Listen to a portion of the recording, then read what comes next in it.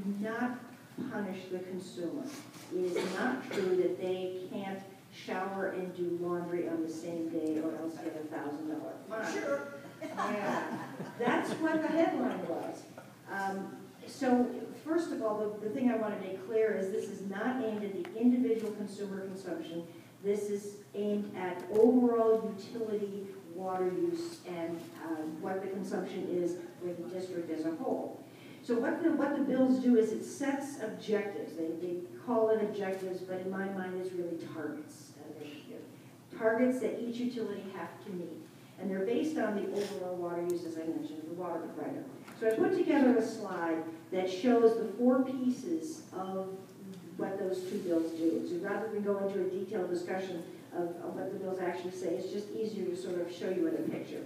So the first piece of it is there's an indoor water target of 55 gallons per person per day. And that's overall the whole system. So you might have one customer who uses more, one customer who uses less, but overall the system has to measure out at 15 gallons per person per day. So that's one target, it's an indoor target.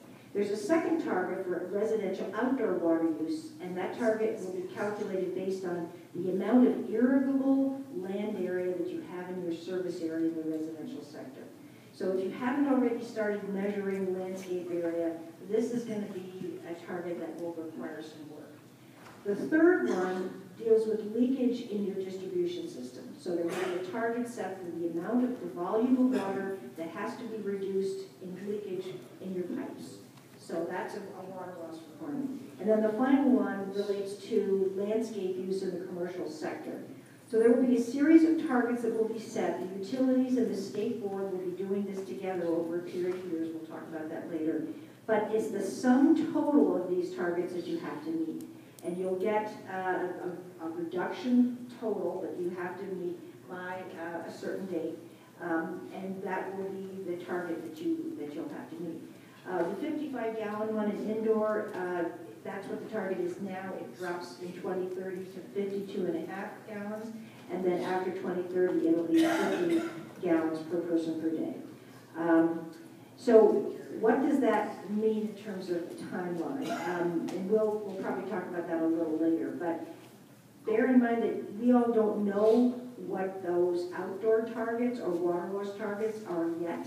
They have to be determined by both the Department of Water Resources and the State Board.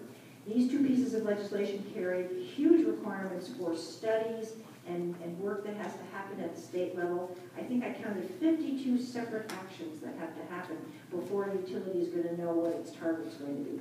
So we're all sort of staying tuned and trying to figure out how we help water suppliers comply with the framework, because by the time you know what your target is, you're going to have to start reporting right away on how close you are to meeting it. So I think I'll stop at this point. Would you like to take a question? Sure. Does anybody have a question? I have a follow-up, but does anybody have a question from the audience? Like that? Again, I like to create a free-flowing format here. You've got the experts here. Anybody right now? Okay, you want to take just because we've got a little bit of time. Do you want to talk about when these requirements, a little more on the detail of when they're going into effect right now? Would you like to? Sure. There's a slide that we want to go and look at. Okay, so requirements are going to take effect in stages. So the objectives have to be calculated by the state and the utility together by November 1st of 2023. So we're in 2019. Sounds like that's a lot of time, but there's these 52 studies that have to happen in the meantime, right? So that's one of the reasons why it's not happening right away. You're going to get an individual target for your water utility. So think about all the water utilities we have in the state of California that are over 3,000 connections or 3,000 acre-feet of water delivered a year. That's the threshold that this law applies to. So that's something like 800-some water utilities. So the state board's going to have to set individual targets for all of these agencies. It's going to take a while. Compliance will be required by November 1st of 2026. So it sounds like you have 3 years to do programs to meet those targets. But, you know, as we all know, you start conservation programs and the savings layer in over years. It doesn't happen instantly. So the state board is going to start paying attention to how closely the water utilities are faring in this. And water agencies may get informational letters from the state board in November 2023.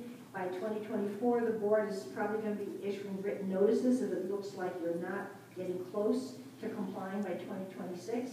By 2025, they might even give you a conservation order where you're going to be fined if you're violating, the target, and that's where the $1,000 a day fine comes.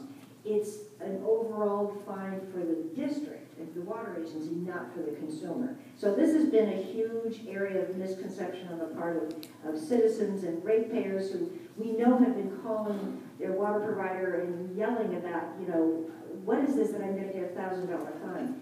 So the California Water Efficiency Partnership has put together a toolkit, a communications toolkit to help you explain to your customers what this is all about. And they're great, beautiful graphics. And the toolkit, you can download it from the California Water Efficiency Partnership website. It's free for anybody to use. By 2027, you might start getting fines on a regular basis because you would have been reporting that you would comply by 2026. If it turns out you're not complying, then you're subject to imposition of fines by the state board. The problem is you have to start reporting almost right away, and there have been monthly production and per capita reports based on what was required during the drought. But now these laws are going to require annual reports on compliance every November 1st, beginning in 2023.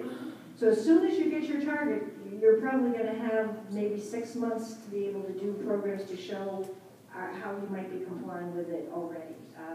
So it's a very short time frame, and as a result, what we're wanting to do with the California Water Efficiency Partnership is work very closely with water agencies to help them think about programs they can start now so that they can meet those targets in the right time frame.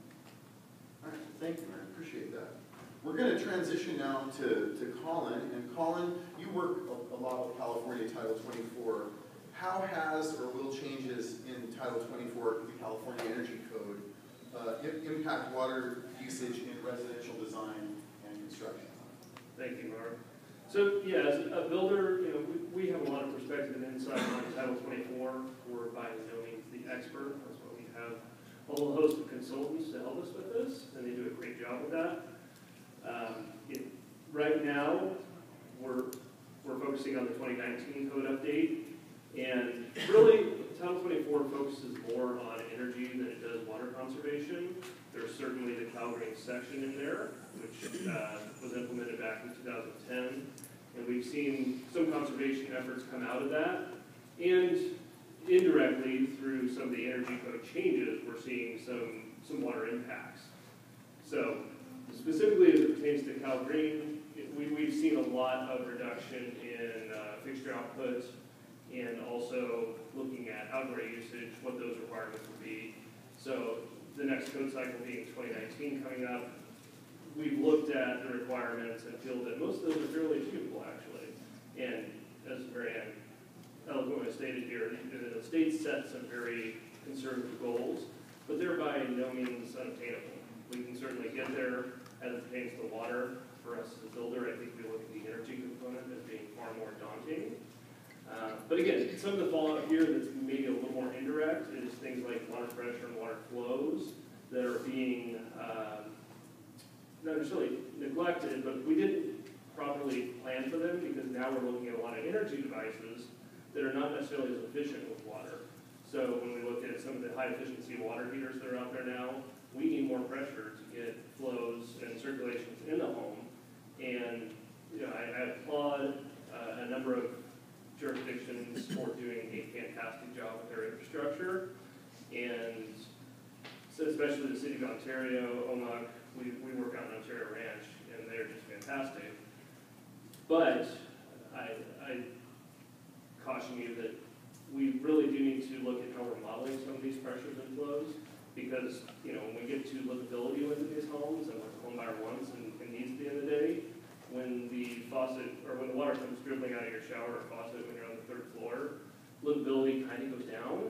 So some of the modeling maybe needs to be revised, but again, by no means can we, are we going to have any problems reaching these goals. May I ask a question? Of course. How has CalGreen and Title 24, are they adaptive and considering of the gentleman this morning was describing dual plumb systems in homes and dual, the changes, and I know Bill will get to some technological innovations, but is it keeping up with those options, or is there a connection there, or are they separate? Yeah, I mean, Title 24 in Cal Green is set more at the state level, California Energy Commission, California Building Code. And then we have areas like John related to this morning, where dual plumbing is required. Now, that's more of a local jurisdiction requirement because water is more of an issue in that jurisdiction. Certainly, when we get out to those coastal areas where water is more abundant and it just seems like there's less demand, those dual plumbing requirements don't necessarily come into effect, and thus, they're not necessarily something that immediately falls under Title 24. But I think Title 24 is intelligently adapted to fit the needs of the state as a whole. However, again, we've got to augment that at a regional level and develop a system that's appropriate for that geographic region, demographics, density, and water service. Go ahead, please. So, Colin talked about the fact that we won't have trouble meeting those goals in new construction, and I'm totally in agreement with that. But you all know we have a lot of existing development out there that was built a while ago. And if residential housing has not been retrofitted to more current plumbing standards, there will be work that the water agencies will have to do to make sure they meet the targets overall. So while new construction will be a gift in that respect, the existing structures that you have in your service area, you're going to have to take a look at, particularly with outdoor water use. And so these are, again, issues that we're pledging to work with water utilities on. Thank you. All right, well, Bill, what are some new types of technologies you're seeing in the water efficiency community and in your work? Well, if you can pop up, I'll steal Mary Ann's slide. And pop the slide with the let's see, keep going back. Oh, keep that. Where was your slide where you had indoor, outdoor? Yeah, the indoor, outdoor. Okay, right here. I'm glad you addressed the, because I got me a little freaked out. I was like, oh, we'll meet this really easily. I manage the water efficiency programs for all of Southern California. So there's 19 million people in Southern California. And not a lot of those cities or agencies are going to find an easy time having 55 gallons per person per day for their home, or whatever they come up with the leak piece of this, or what they come up with for the landscape piece. So that's kind of what we focus on in my world is the existing structures. And there's a lot of existing structures here in Southern California. So, but we are making headway. It's one of the key things Mary Ann talked about was you can't just start the second you get your, we've been doing this for 20 years. And just to give you, I don't have a slide on it, but just to give you a little perspective, when I came to California in the 80s, long time ago, there were there were 13 million people here in Southern California. And between Metropolitan and local water utilities, we supplied about 4 million acre-feet of water for 13 million people. Today, there's 19 million people plus. So people moving here, like me, people that are having children, so on and so forth. It's a great place to live.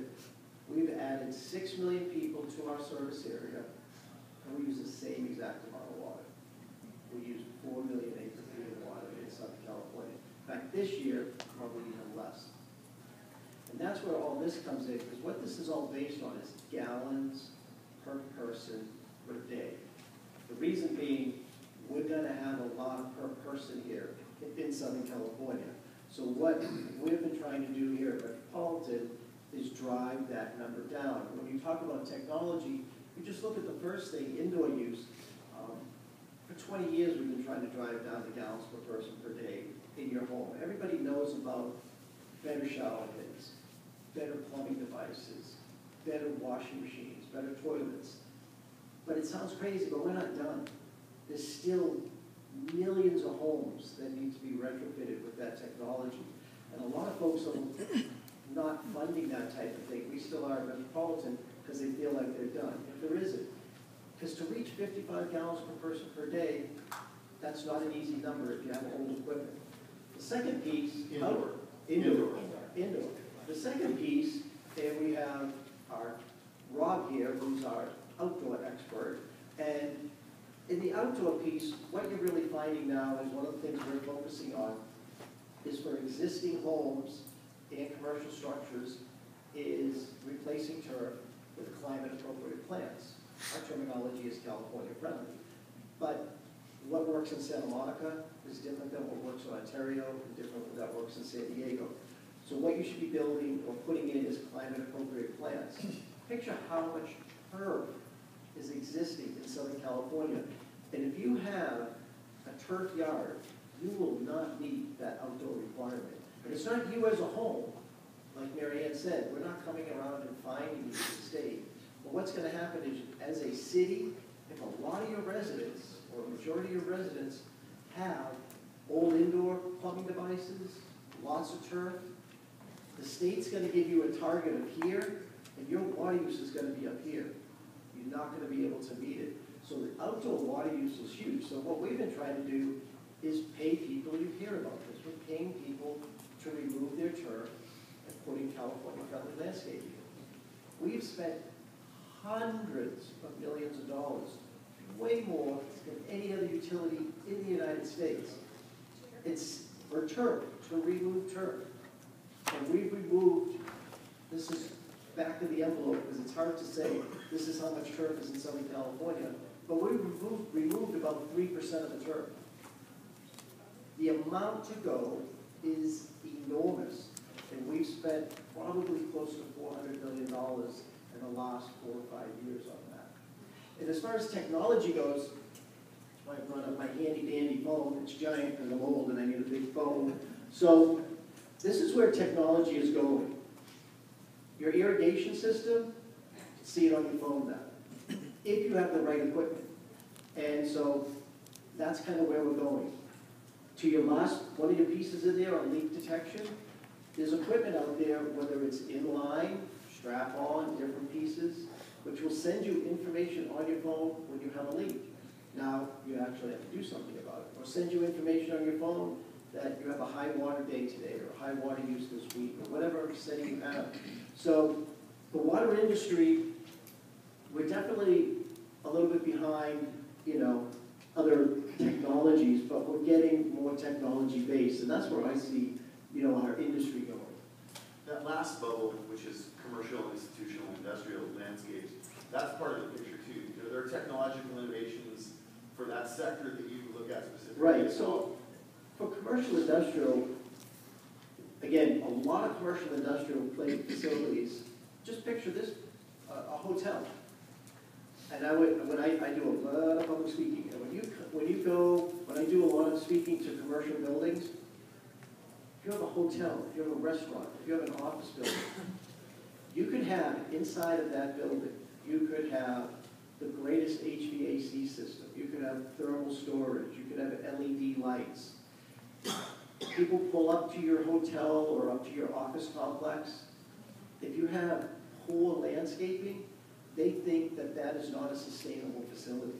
So you can do whatever you want inside energy-wise, but visibility-wise, your sustainability piece is outdoors. So I have a slide and it says, water efficiency is the efficiency you can see. So it's really, really important for restaurants, hotels, and businesses, not just to be water efficient, but it's to send that message. It's a look. But realistically, what for a commercial industrial facility to be water efficient, it's what we call customized. Because what works at a brewery is going to be totally different than what works at a winery. And at Metropolitan, we're lucky because we're a large organization, and we do that. We work with wineries. So we're making wineries more efficient, plus they make better wine. So you're welcome. And we're the same thing, working with breweries and a lot of other folks. So it's a customized type of thing. Here's a shout out for more breweries. Exactly. Clean breweries with good landscaping and great water. All right, thank you so much. We're going to try, do you have a comment on that, Rand? Just a question with CII landscape. So there will be a target for those landscapes that have dedicated irrigation meters, and there'll be a target for those properties as well. with dedicated meters. Yeah, Great. that's part Well, of this legislation. we'll hold the mic, because we're going to transition back to you. Oh, she'll hold the mic. Hold the mic, yes. And then we're going to move to housing, why we're all, part of the reason we're here. This is something to do with your expertise in housing. So how will the indoor target of 55 gallons per day, in your opinion, affect new housing and development in San Bernardino County, the Inland Empire, in general? So this is a really good question, and Bill's talked about it quite a bit.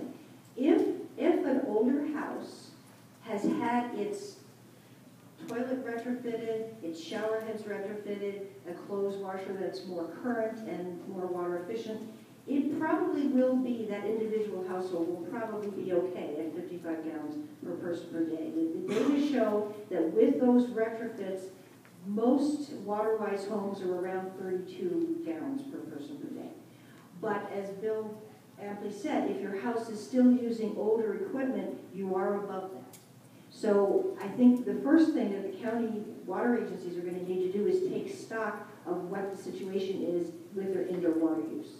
And there may be programs that we can work with all those water agencies to do to retrofit those properties.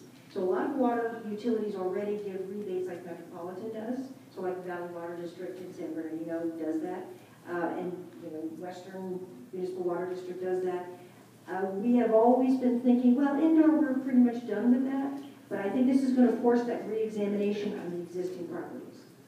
But we've known for a long time that existing stock needs to be upgraded, right? So in your opinion, you work a lot at the state level, are we seeing enough funding coming from our from our state supporting retrofits of homes? Because home builders we've been, I'll use the word targeted, that our fees, and that we're going to be the ones paying for retrofitting the existing stock, when I think we as an industry believe there's a broader solution to this.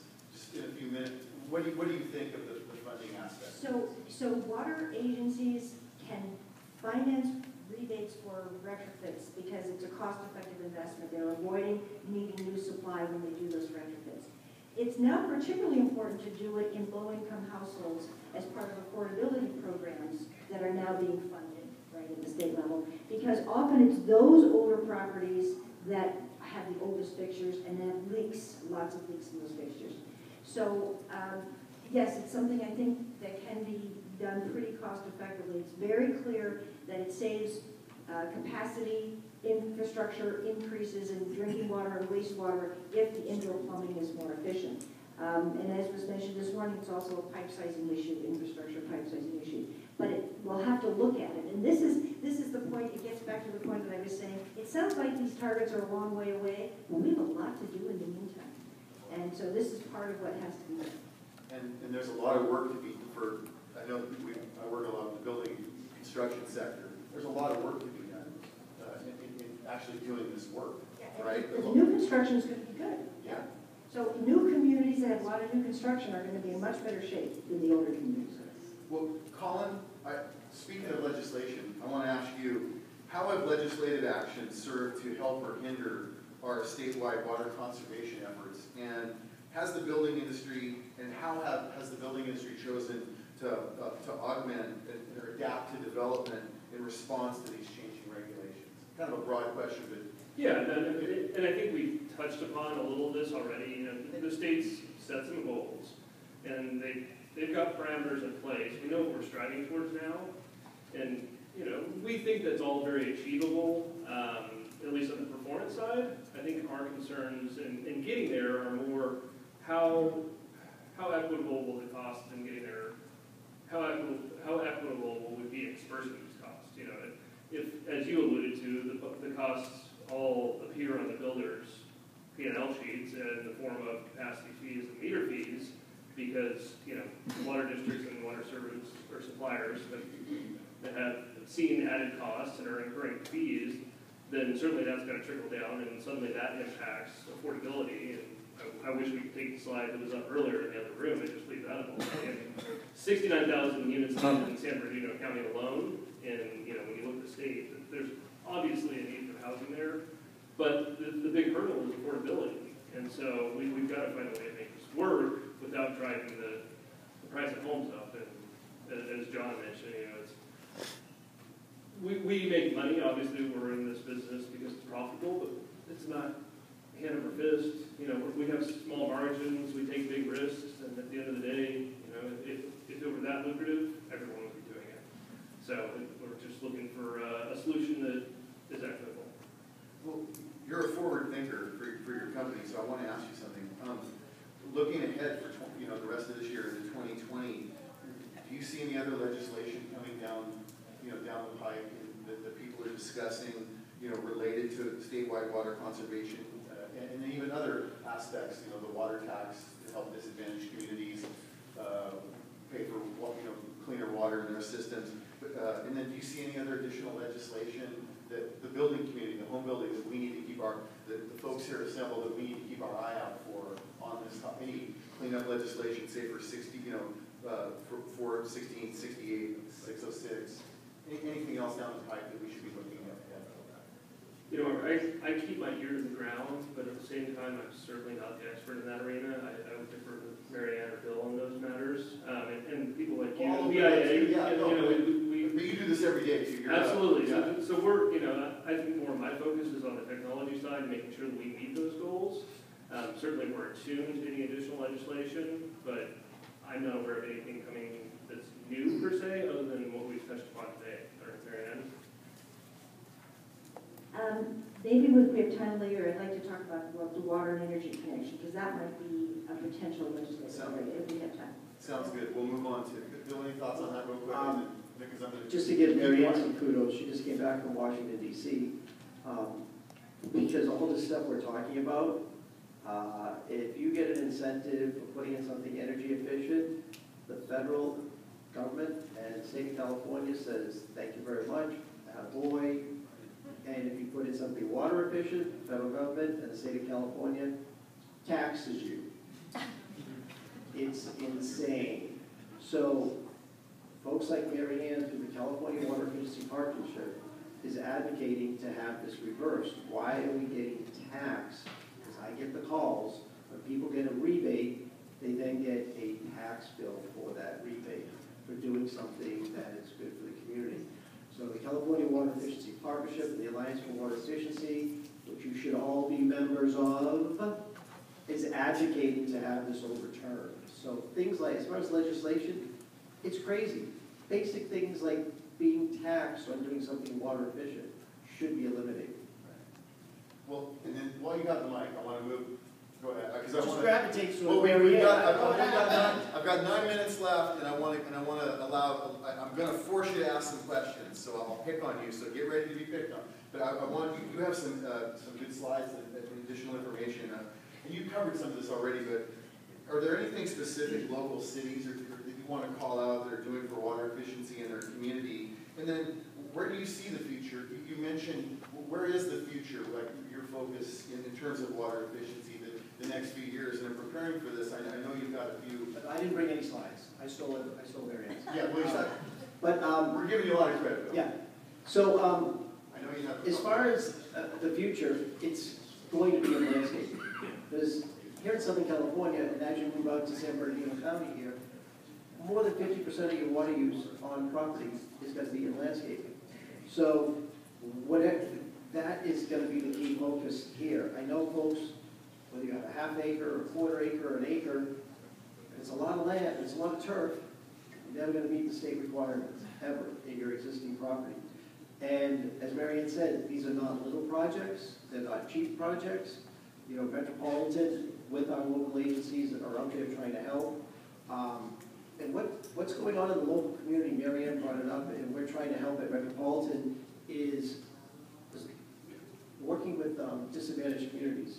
So there's been a lot of just starting in the water industry to work with in the disadvantaged community area, the DAC area. Those are areas that haven't purposely been neglected, but when you do an incentive program, it's available to anybody and everybody. Well, just by nature, the disadvantaged communities haven't been able to participate in those programs due to upfront costs or different things like that. So that's where we're seeing, what we're trying to do at Metropolitan is funnel money down to the local agencies, because they know their local area better than I would know the 300 cities we serve. Funnel money down to the local agencies to work in the DAC communities. I see some of the future too. Excellent, great. Well, just in our remaining time, Mary Ann, why don't you cover that water energy nexus that you were talking about before? It's the last slide in this whole pile. So, I'm sorry. No. Back up. That one. Okay. So I wanted to just make a comment about the connection between saving water and saving energy. These two bar graphs, I think, really show you the connection very clearly.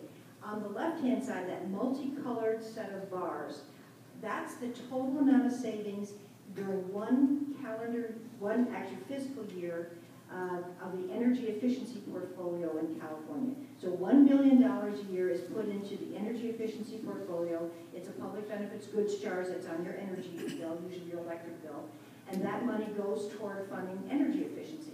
So the left side shows you what was saved by that $1 billion on the energy efficiency side. The blue bar on the right, during that same calendar period of time, is what the water agencies in California saved in energy during the drought. And check it out, it's more than the $1 billion paid for on the energy efficiency side. So why is that? It's because there's so much embedded energy in our water treatment process, our water pumping, our water distribution, and water heating, that when you save water, you're saving a lot of energy. But guess what? The water agencies aren't paid for that. So we're also on a mission to get some of that $1 billion moved over into paying water agencies for water conservation programs that legitimately save so much energy that it's doing the state a huge favor. So that's just one point I wanted to make. Great, thank you. That's excellent. All right, we have 5 more minutes, and I want to open the mic up to folks in the audience and ask our panelists some questions. And again, if you don't raise your hand, I will raise it for you. One in the back, sir. Question for Mary Ann. The targets, how are they going to be developed? Are they going to be a percentage of some base year, or are they going to be developed through other processes? So the criteria for setting the targets are part of those 52 actions that I mentioned the state has to do. So we don't really know just yet how those targets are going to be calculated. In terms of the residential outdoor water use target, we know that the Department of Water Resources, as an example, has taken an aerial imagery set of the entire state and has figured out what they think, divided up into districts, what a target might be. But there's going to be a negotiation process with the water district. So they're not going to impose something on you that you don't have any say on. So there will be a back and forth, but there will be criteria under which those targets will be set. So to take the water loss one, for example, the state board is in the process of developing all the targets for what is cost-effective leakage recovery. And that'll be different for every single water district. And there's devil in that detail. Yes. And that, again, has to be done by a certain date. The state board is going to issue draft targets, and you as a water agency will have the opportunity to talk to the state board and say, well, this isn't reasonable for the following reasons. So there are all these meetings, there are dozens of meetings that happen every month on what is happening to define how those targets are going to look. But they're not technically going to be done until 2023. So we're all kind of hanging out there trying to figure out, well, we know most water agencies will have trouble with landscape, so we're going to develop some programs, bulk statewide programs that a water district can participate in at lower cost because there'll be economies of scale. So we know that there's going to need to be work done, and we're just going to try and come up with those solutions, and you can opt in if you need them. That's kind of the process we're looking at. And just to elaborate on that too, is what the state's doing now is they're doing little pilot studies. They're taking this city and they're doing aerial imaging and looking at that city's water use and looking at and seeing how it works. So they're doing a little bit of doing a couple cities and then a couple more cities. So they're trying to get their feet wet until they actually send this statewide. So they've already done a few. But we know that irrigation equipment would need to be replaced in a lot of residential and commercial properties, and so that would make everything a lot more efficient. So it's all about a combination of the imagery plus what we know that the irrigation system efficiency is in existing systems. Sir. How is this going to affect private water agencies? you know, we understand that, you know, municipal agencies have different revenue streams than private agencies, and if they save down to a specific level, it's probably could hurt their operating and maintenance budgets. So you have two questions there. One is, how does it affect the private water companies? They have to comply as well. So it's both public and private water systems. As long as they serve 3,000 connections or 3,000 acre feet of water a year, they have to comply. The revenue loss that comes from the reduced water sales is a significant issue. It's one of the reasons why I think it's unfair that the energy efficiency folks get paid for their conservation and the water efficiency folks don't. Because you have to pay for the conservation and then you have to reduce sales as a result. So there needs to be rate structure modification to help water agencies keep their revenue stable. Because if the revenue isn't stable, then they go out of business. And that was a big issue during the drought. When they saved all that energy during the drought, there was a huge $50 million shortfall in revenues in California water agencies. It was a pretty serious problem. Well, great. You know, before we conclude, I see one person in the audience that I just want to recognize from my own standpoint, and that's Mr. Norton from the SAPA, Santa Ana Watershed Project Authority. I just wanted to take the opportunity to say thank you so much for what you do in your agency. And I think, you know, a lot of people don't realize how important your agency is, and I just, from BIA, we just thank you very much for your support.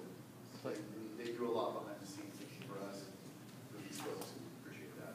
Let's give our panelists a big round of applause.